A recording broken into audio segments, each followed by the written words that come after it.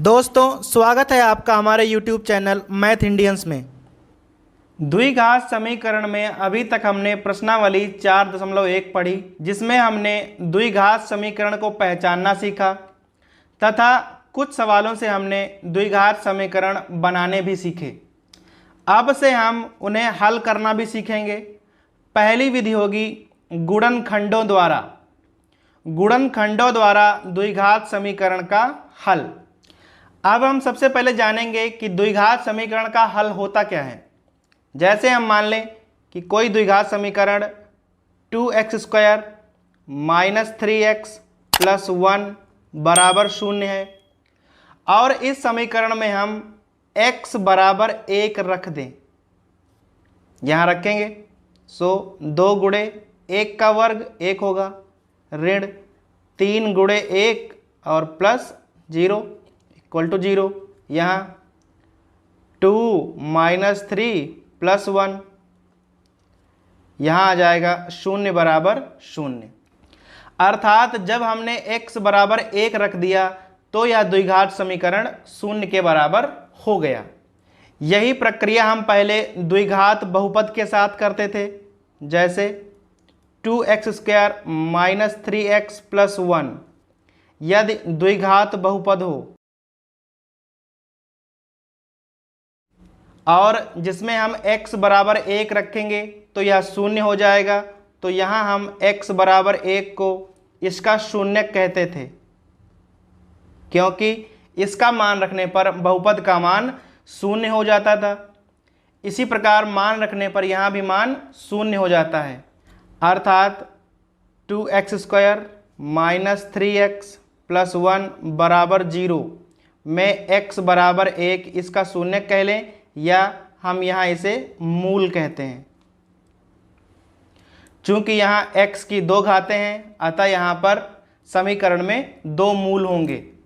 समीकरण का मानक रूप होता है ax² + bx + c बराबर 0 तथा यहाँ इसके 2 मूल होते हैं, अल्फा और बीटा। मूल निकालने की प्रक्रिया वही रहेगी। पहले हमें गुणनखंड करने पड़ेंगे और फिर हमें उन्हें 0 के बराबर कर देंगे तो हमें मूल पता चल जाएंगे। अब आते हैं प्रश्नावली 4.2 पर। प्रश्न नंबर 1 है, गुणनखंड विधि से निम्न द्विघात समीकरणों के मूल ज्ञात करने हैं। इसमें 5 खंड दिए हुए हैं। हमें क्या करना है, प्रत्येक समीकरण के पहले गुणनखंड करने हैं और फिर उनके मूल ज्ञात करने हैं। प्रश्न नंबर 1 का पहला खंड है x² - 3x - 10 बराबर 0। अब हमें यहाँ सबसे पहले गुणनखंड करने हैं। गुणनखंड करने का वही तरीका है। सबसे पहले हम x² का गुणांक और जो अचर होता है उन दोनों की गुणा कर लेते हैं। तो गुणनफल कितना आ गया, -10। अब हमें यहाँ -3 लाने हैं बीच में। यदि गुणनफल माइनस में है तो हमें घटाकर यह संख्या लानी होती है, और यदि गुणनफल प्लस में है तो हमें यह संख्या जोड़कर लानी होती है। अब 10 के ऐसे गुणनखंड करने हैं जिन्हें घटाकर हमें 3 प्राप्त हो जाए। 10 के गुणनखंड कर लेंगे। 1 गुणे 10, 2 गुणे 5। यहाँ तो घटाकर 9 आएगा और यहाँ घटाकर 3 आएगा, अर्थात 2 गुणे 5। x² - 5x + 2x - 10 = 0। चिन्ह कुछ इस प्रकार से रखते हैं कि यहाँ घटाकर -3 ही आए। अब 2 के जोड़े बना लेंगे और कॉमन निकालेंगे। यहाँ x कॉमन है तो x - 5 और यहाँ +2 कॉमन है, x - 5 बराबर 0। दोनों तरफ कॉमन लेने पर सेम ही आएगा। अब हम x - 5 को ही कॉमन निकाल लेंगे। यहाँ आएगा x + 2 = 0। अब हमें इसके गुणनखंड x - 5 और x + 2 प्राप्त हो गए हैं। 1 को 0 के बराबर कर देंगे। x - 5 = 0, x = 5 और यहाँ x + 2 = 0, x = -2। अतः समीकरण के मूल 5 कामा ऋण 2 है। दूसरा खंड है 2x² प्लस x माइनस 6। अब यहाँ सबसे पहले गुणा करेंगे तो कितना आ जाएगा, दूचंग -12। अब गुणनफल माइनस का है अर्थात हमें घटाकर यहाँ पर जो गुणांक होता है वह लाना होता है। यहाँ गुणांक 1 है अर्थात हमें 12 के गुणनखंड करने हैं जिन्हें घटाकर 1 प्राप्त हो। तो गुणनखंड 4 और 3 होंगे, 4 3 12। So 2x² plus 4x minus 3x minus 6 equal to 0। 4 और 3 को यहाँ पर इस प्रकार लिखते हैं कि हमें घटाकर यही संख्या प्राप्त हो जाए। अब यहाँ कॉमन निकाल लेंगे, 2x कॉमन है, यहाँ बचेगा x प्लस 2। अब यहाँ दोनों ही संख्याएं ऋण की हैं तो ऋण कॉमन निकलेगा और 3 और 6 में 3 कॉमन है। सो x प्लस 2 इक्वल टू 0। अब x प्लस 2 कॉमन है, यहाँ हो जाएगा 2x और यहाँ -3 और बराबर 0। अब एक एक गुणनखंड को शून्य के बराबर कर लेंगे। सबसे पहले x प्लस 2 बराबर 0, सो x बराबर -2 और इसी प्रकार 2x minus 3 equal to 0, so 2x equal to 3 and x equal to 3/2। मूल हो जाएंगे -2 कामा 3/2। इसी प्रकार तीसरा खंड है √2x² प्लस 7x प्लस 5 √2। इसी प्रकार तीसरा खंड है √2x² plus 7x plus 5 √2 equal to 0। अब सबसे पहले हमें यहाँ गुणा करनी होती है। सो √2 गुणे 5 √2, √2 2 हो जाएंगे और 5 10। अब गुणनफल 10 है, क्योंकि गुणनफल धनात्मक है अतः हमें जोड़कर 7 लाने होंगे। तो गुणनखंड होंगे 2 गुणे 5, यहाँ लिख लेंगे √2x² plus 2x plus 5x plus 5 √2 equal to 0। अब हमें यहाँ कॉमन निकालना है, x तो पहले ही कॉमन है। अब यहाँ √2 और 2 में √2 भी कॉमन मिल जाएगा। सो यहाँ बचेगा x और यहाँ √2 और यहाँ 5 कॉमन है, बचेगा x प्लस √2 इक्वल टू 0। अब हम x प्लस √2 को कॉमन ले लेंगे, सो बचेगा √2x प्लस 5 इक्वल टू 0। अब गुणनखंड प्राप्त हो गए हैं तो हम इन्हें शून्य के बराबर कर लेंगे। x plus 2 equal to 0, so x equal to -√2। इसी प्रकार यहाँ √2x plus 5 equal to 0, so √2x equal to -5 and x equal to -5/√2। और हमारे गुणनखंड प्राप्त हुए हैं -√2 -5/√2। चौथा खंड है 2x² minus x plus 1/8 equal to 0। अब यहाँ पर 1/8 आ गया है तो हम क्या करेंगे, पूरे में 8 से गुणा कर देंगे, क्योंकि बराबर शून्य है तो ऐसा हम कर सकते हैं। यहाँ हो जाएगा 16x² माइनस 8x और प्लस 1 बराबर 0। अब हमें गुणा करनी होती है इसकी और इसकी, तो गुणा कितनी हो जाएगी 16। चूंकि गुणा धनात्मक है अतः हमें जोड़कर -8 लाने होंगे। तो गुणनखंड हो जाएंगे 4 गुणे 4। यहाँ लिखेंगे 16x² minus 4x plus 1 equal to 0। यहाँ कॉमन निकालेंगे, 4x कॉमन है, सो 4x माइनस 1। अब यहाँ पहली संख्या ऋण की है और दूसरी धन की है, जबकि यहाँ पहली प्लस की है, अर्थात हम ऋण कॉमन में लेंगे और यहाँ कॉमन कुछ मिल नहीं रहा है अर्थात 1। जब कुछ कॉमन नहीं मिलता तो हम एक कॉमन निकालते हैं और बचेगा 4x माइनस 1, अर्थात इस ब्रैकेट में और इस ब्रैकेट में संख्याएं समान होनी चाहिए। 4x माइनस 1 कॉमन निकालेंगे, यहाँ बचेगा 4x और उधर -1 इक्वल टू 0। इस बार दोनों ही गुणनखंड समान प्राप्त हुए हैं। So 4x minus 1 equal to 0, 4x equal to 1। So x का मान हो जाएगा 1/4। चूंकि दोनों ही गुणनखंड समान है अतः 1/4 और 1/4। पांचवा खंड है 100x² minus 20x plus 1 equal to 0। गुणा करते हैं यहाँ तो गुणनफल हो जाएगा 100। अब गुणनफल धनात्मक है अर्थात हमें जोड़कर संख्या 20 लानी है जो कि माइनस की है, अर्थात 100 के गुणनखंड होंगे 10 गुणे 10 जिनका योगफल 20 होगा। यहाँ लिखेंगे 100x² माइनस, चूंकि माइनस के 20 लाने हैं अतः दोनों ही संख्याएं हम माइनस की ही लिखेंगे। -10x plus 1 equal to 0। यहाँ कॉमन निकालेंगे तो 10x कॉमन निकलेगा, यहाँ बचेगा 10x माइनस 1। अब यहाँ पहली संख्या माइनस की है और दूसरी प्लस की है तो हम -1 कॉमन निकालेंगे, तो यहाँ भी बचेगा 10x माइनस 1 इक्वल टू 0। अब 10x ऋण 1 कॉमन निकालेंगे तो यहाँ बचेगा 10x और यहाँ ऋण 1 बराबर 0।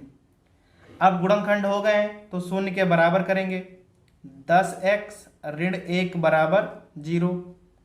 सो x बराबर हो जाएगा 1/10। चूंकि दोनों ही गुणनखंड समान है अतः दोनों मूल भी समान आएंगे, अतः हमारे मूल हो जाएंगे 1/10 कामा 1/10। प्रश्न नंबर 2 है उदाहरण 1 में दी हुई समस्याओं को हल कीजिए। अब उदाहरण 1 कहां पर है?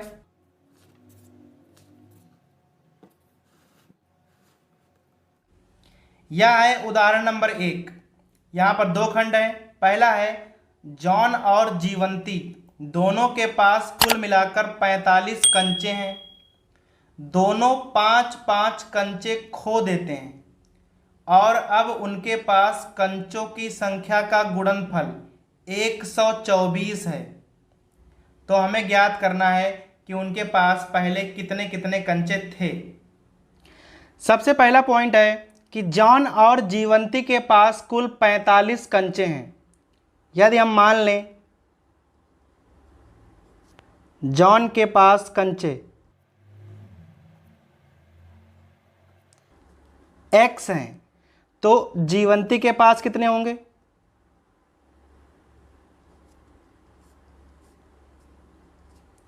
अब चूंकि कुल मिलाकर कंचे 45 हैं, यदि जॉन के पास x होंगे तो जीवंती के पास 45 में से x घटा देंगे और जीवंती के कंचे निकल आएंगे। अब कह रहा है कि दोनों के 5-5 कंचे खो जाते हैं। प्रश्नानुसार जॉन के पास x कंचे हैं, अगर 5 खो जाएंगे तो x माइनस 5 बचेंगे। जीवंती के पास 45 माइनस x कंचे हैं, 5 खो जाएंगे तो 40 माइनस x बचेंगे। अब कह रहा है यदि हम दोनों की गुणा कर दें तो गुणनफल 124 आएगा, तो बराबर 124 लिख देंगे। अब हम यहाँ गुणा करेंगे 40x माइनस x² माइनस 200 और प्लस 5x और माइनस 124 बराबर 0। माइनस x², 40 और 5 45x और यहाँ माइनस 324 बराबर 0। माइनस से गुणा कर देंगे, सो आ जाएगा x square minus 45x plus 324 और बराबर 0। अभी हमें 324 के गुणनखंड करने हैं और योगफल 45 लाना है। 324 18 का वर्ग होता है, उसे हम 18 गुणे 18 लिख सकते हैं। अब यहाँ 18 को 2 गुणे 9, 18 दूनी 36 और गुणे 9, और 36 और 9 45 होते हैं। So x square minus 36x minus 9x plus 324 और बराबर 0। x कॉमन, x माइनस 36 और यहाँ माइनस 9 कॉमन हो जाएगा, so x minus 36 equal to 0। x minus 36 common, x minus 9 बचेगा। अब यहाँ पहले x माइनस 36 को 0 कर लेंगे, सो x का मान 36 आ जाएगा, और x माइनस 9 को 0 कर लेंगे, सो x का मान 9 आ जाएगा। चूँकि दोनों ही धनात्मक संख्याएं हैं, अतः दोनों ही हमारे उत्तर हो सकते हैं।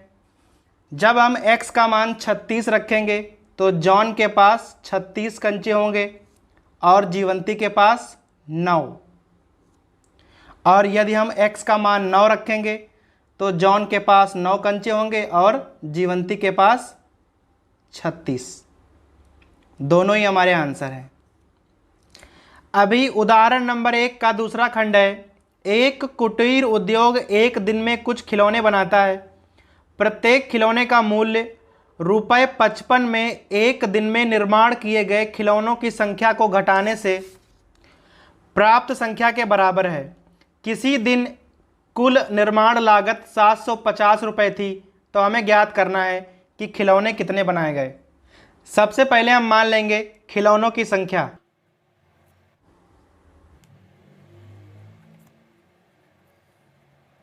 बराबर x। अभी लागत कितनी होगी? कह रहा है लागत 55 रुपये में खिलौनों की संख्या घटाने पर प्राप्त होती है। अब खिलौनों की संख्या x है और प्रत्येक खिलौने की लागत कितनी है? 55 माइनस x। तो हम निकालेंगे कुल लागत।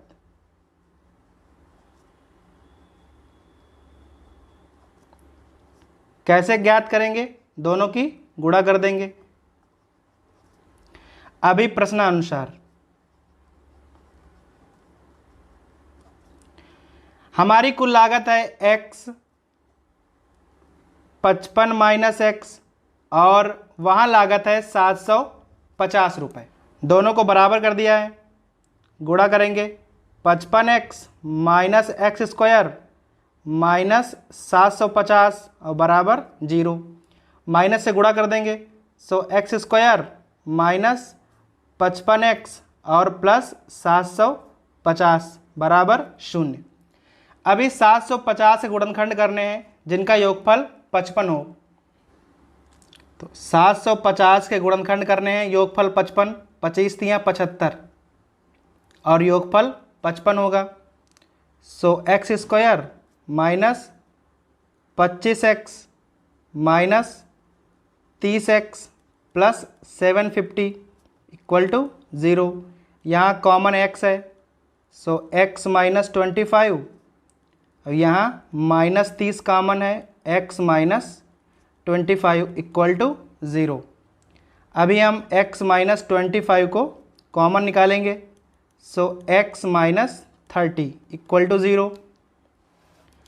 अभी हम एक को शून्य के बराबर करेंगे, so x minus 25 equal to 0, x equal to 25, और यहाँ x माइनस 30 बराबर 0, x बराबर 30।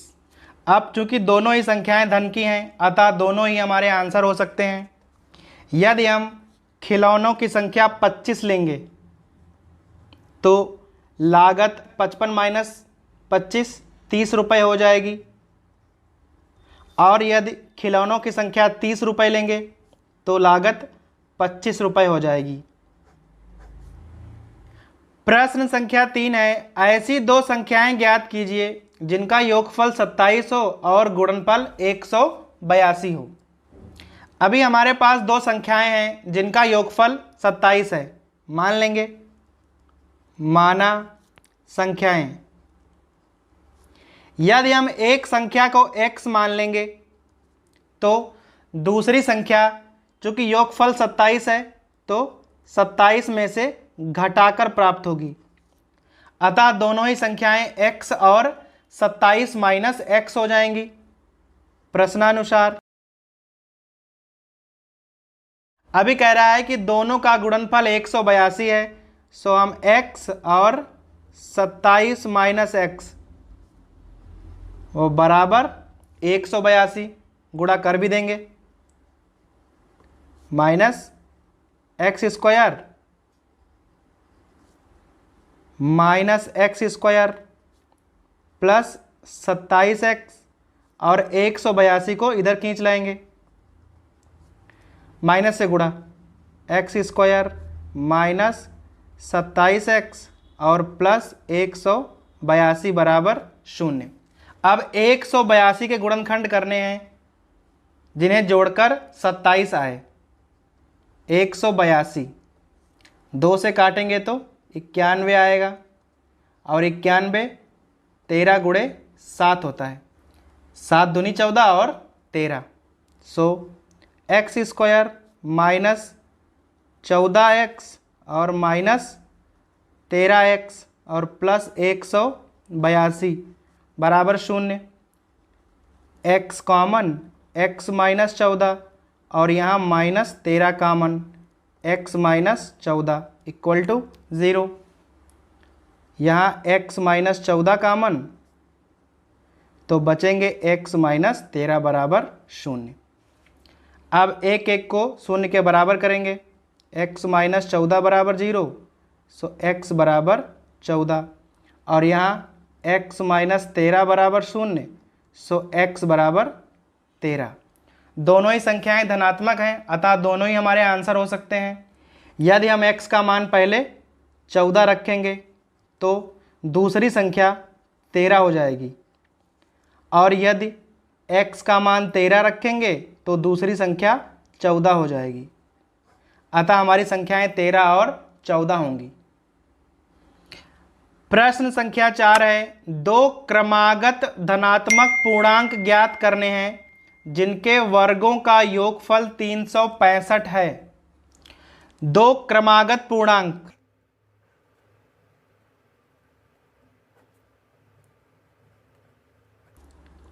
अब क्रमागत का अर्थ होता है जो पूर्णांक लगे लगे हों, जैसे कि 5 6 6 7 7 8 इस प्रकार से, अर्थात जिनमें केवल एक का अंतर हो। यदि हम एक पूर्णांक को x मान लेंगे तो दूसरा x प्लस 1 होना चाहिए प्रश्नानुसार। कह रहा है कि दोनों के वर्गों का योगफल, सो x का वर्ग और x प्लस 1 का होल स्क्वायर बराबर 365 है। यहाँ होल स्क्वायर खोलना होगा, so x square plus 1 plus 2x minus 365 और बराबर 0। यहाँ हो जाएगा 2x स्क्वायर प्लस 2x और एक यहाँ घट जाएगा, माइनस 364 और बराबर 0। अब हम 2 से भाग कर सकते हैं, x square plus x minus 182 बराबर 0। अब यहाँ पर भी गुणनफल एकदम पिछले सवाल की तरह है, बस गुणनफल इस बार माइनस 182 बना, अर्थात हमें संख्या घटाकर लानी है। यहाँ कितना है, यहाँ 1 है, अर्थात हमें घटाकर 1 लाना है। तो 182 के गुणनखंड 14 और 13 ही लेंगे, क्योंकि यहाँ घटाकर 1 आएगा।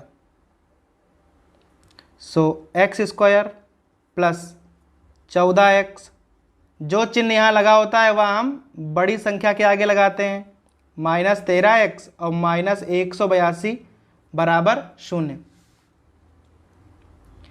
कॉमन लेंगे x x प्लस 14 और यहाँ minus 13 common, x plus 14 equal to 0, x plus 14 x minus 13 बराबर 0। अभी यहाँ x प्लस 14 बराबर 0, तो x बराबर माइनस 14 आएगा और x माइनस 13 बराबर 0, सो x बराबर 13 आएगा। अभी सवाल में कहा है कि धनात्मक पूर्णांक, अतः हम यह संख्या नहीं ले सकते हैं क्योंकि यह संख्या ऋणात्मक है, अतः हम x का मान 13 लेंगे और हमारा उत्तर हो जाएगा x का मान 13 लिया था और यहाँ x प्लस 1 अर्थात 14, अर्थात संख्याएं 13 और 14 होंगी। प्रश्न संख्या 5 है, एक समकोण त्रिभुज की ऊंचाई इसके आधार से 7 कम है और कर्ण 13 सेंटीमीटर का है, तो अन्य दो भुजाएं ज्ञात कीजिए। अब ऊंचाई आधार से 7 कम है अर्थात ऊंचाई सबसे छोटी है, तो हम ऊंचाई को ही मान लेंगे। समकोण त्रिभुज की ऊंचाई बराबर x सेंटीमीटर। अब ऊंचाई आधार से 7 कम है तो आधार कितना हो जाएगा, अर्थात आधार 7 अधिक होगा तो x प्लस 7 हो जाएगा। और कर्ण हमें अलग से दिया हुआ है, कर्ण है 13 सेंटीमीटर। चूंकि समकोण त्रिभुज है तो यहां पाइथागोरस प्रमेय लगेगी।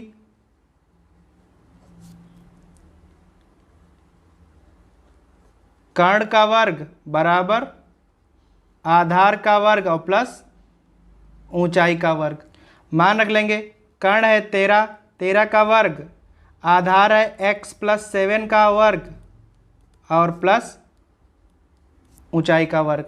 इसको इधर लिख लेंगे, so x square plus 7 square plus 2 into x into 7 plus x square बराबर 169। X square 2x square plus 14x और प्लस 49 और minus 169 equal to 0। So 2x square plus 14x minus 120 equal to 0। अब हम यहाँ 2 से भाग भी कर सकते हैं, so x square plus 7x minus 60 equal to 0। चूँकि यहाँ गुणनफल माइनस का है अर्थात हमें घटाकर 7 लाने पड़ेंगे। 60 के गुणनखंड करने हैं और घटाने पर 7 आना चाहिए, तो 12 और 5 होंगे। So x square plus 12x minus 5x minus 60 equal to 0। x common है, x plus 12 minus common x plus 12 equal to 0। x plus 12 common, x minus 5 equal to 0। x plus 12 बराबर 0 और x बराबर माइनस 12। अब चूंकि यह संख्या ऋण की है अतः यह हम संख्या ले नहीं सकते हैं, चूंकि लंबाइयाँ कभी भी ऋणात्मक नहीं होती हैं। So x minus 5 equal to 0, x equal to 5। अब चूंकि x का मान 5 आया है अर्थात ऊंचाई हो जाएगी 5 सेंटीमीटर और आधार 7 प्लस 5 12 सेंटीमीटर। प्रश्न संख्या 6 है, एक कुटीर उद्योग एक दिन में कुछ बर्तन बनाता है। एक विशेष दिन यह देखा गया कि प्रत्येक नग की निर्माण लागत उस दिन के निर्माण किए गए बर्तनों की संख्या के दुगने से 3 अधिक है। यदि कुल निर्माण लागत 90 रुपये थी तो हमें बर्तनों की संख्या ज्ञात करनी है। सबसे पहले मान लेंगे, माना बर्तनों की संख्या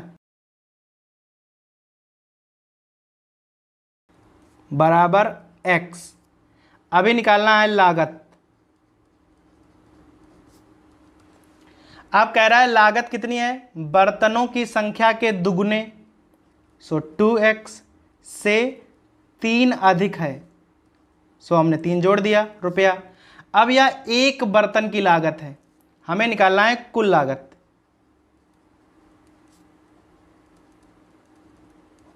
कैसे ज्ञात करेंगे, दोनों की गुणा कर देंगे, 2x + 3 इंटू x रुपया। अभी प्रश्नानुसार